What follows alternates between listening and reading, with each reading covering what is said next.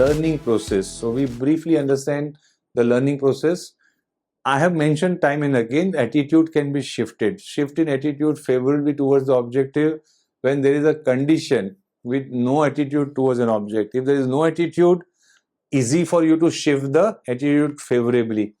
Learning is a medium which can cause this shift. Even if the negative this thing is there, you can still create a shift, may take a time, but that is possible only through learning. So what is learning? So cognitive learning theory is related to attitude formation. So cognitive learning theory talks about a lot of information that enables the inferences, information that enables the comprehension, information that enables the comparison. So comparison, comprehension and inference development related feed to the target audience will enable him to form his attitude. A brand name is that a favorable viewed is associated with, say, innovation. We tend to purchase it very often. So iPhone, irrespective of its new launch, etc., the price, people will always know that this will be further costlier than the previous model.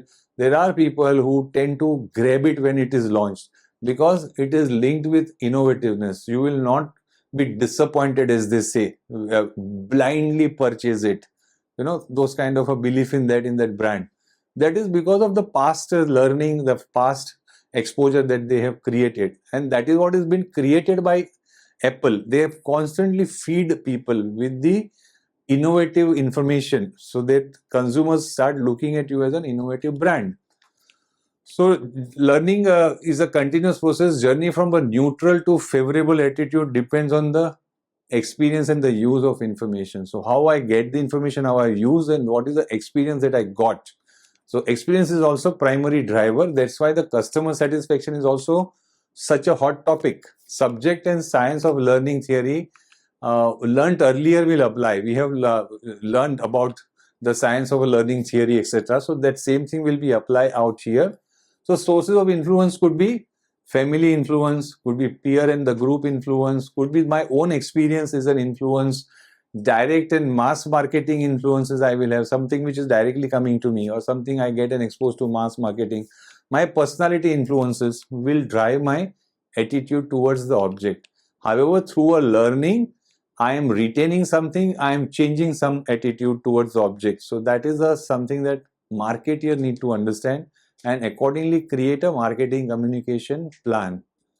So attitude change. Now under formation we have learned, now we learn about attitude change. A change in attitude can be influenced by learning, source of information and a personality. So again here, what learning you impart, what is the source and how you influence the personality part. In marketing, it is all about retaining attitude or changing attitude. There are two challenges. If it is favorable, challenge is to retain it. If it is not favorable, challenge is to change it towards you.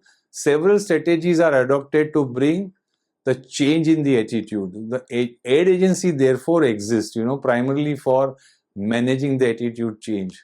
Through a marketing communication, creative rendering, etc. They are supposed to bring that attitude change. Okay, so that attitude change is a very powerful connotation linked to the advertiser and the ad agency. Their primary association, the foundation of their association is the ability to change the attitude towards the attitude object, that is their product or the brand. So we have understood this entire subject of attitude and how it is learnt, how it can be influenced and how it can be changed. I am sure you found this subject very interesting out here.